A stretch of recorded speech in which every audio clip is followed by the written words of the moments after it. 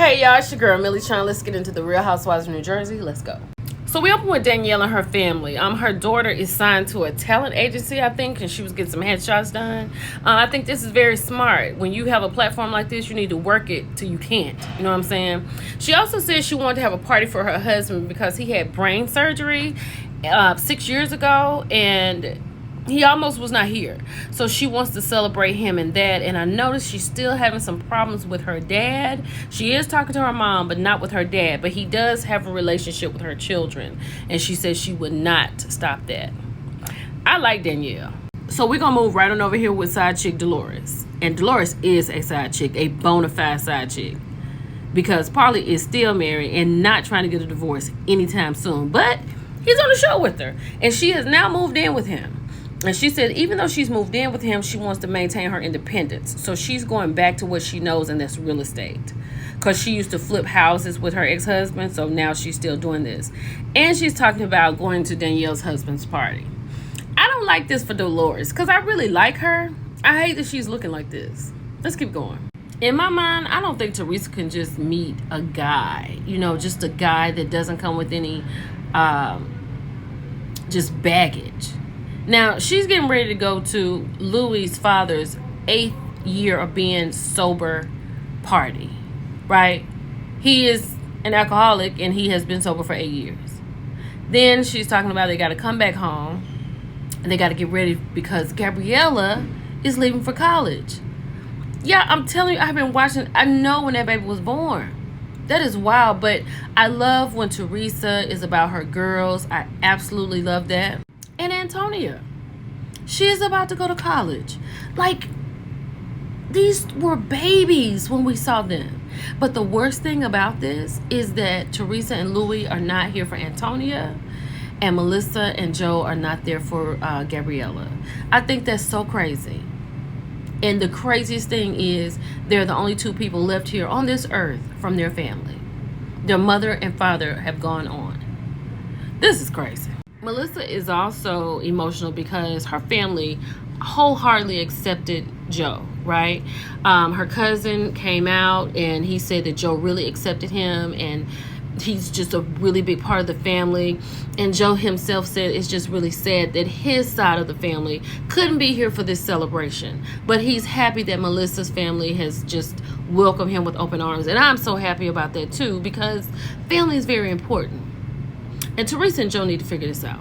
Yeah, I'm sitting here talking about Teresa being emotional about Gabriella leaving, but just totally blew my mind to find out that this baby done graduated from Rutgers. Gia has graduated college. She's on her way to law school. She's going for immigration law. That was 4 years ago. So Teresa has invited Jennifer and Danielle over. They're going to work on their bums, right? P.S. Teresa, you do not need to do anything else to your face, okay? You're looking real witchy-like. Then Marge over here is playing pickleball, and she has invited Rachel and Melissa. So we'll see how this goes.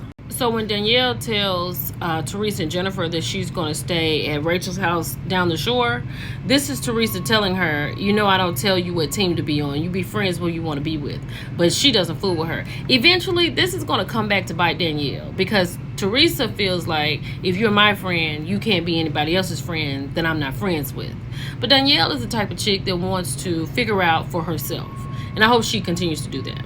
So come to find out what Rachel and her husband are upset about is because Teresa said that John, Rachel's husband, was dealing things that you should not be dealing, but that was 20 years ago. But you know how Teresa is, she's going to spin it for right now. And that's what she did, and they're not playing with her. So it's Danielle's husband's party, right? His life party. And everybody is there except for, I haven't seen Teresa yet. But if she doesn't show up, that would be horrible. And then if Louis doesn't show up, I'm excited to see what excuse she gives for Louis not showing up. I think this celebration of life for Nate is just absolutely beautiful. They had a gospel choir to come and sing, and Danielle is so happy. She's so glad to do this for her husband. Teresa and Louis showed up. Melissa was being a little messy. And Joe Giudice and John Fuda was trying to keep themselves together because Louis was there. Let's keep going. Teresa in her face bothers me. She is full of mess, just like these fillers in her face, right? She has pulled Jen Fleschler, I think that's how you say it, to the side. They are at Nate's Happy to Be Alive party. Just finished listening to a gospel choir. And she's sitting over here talking to Jen about what happened at last year's reunion.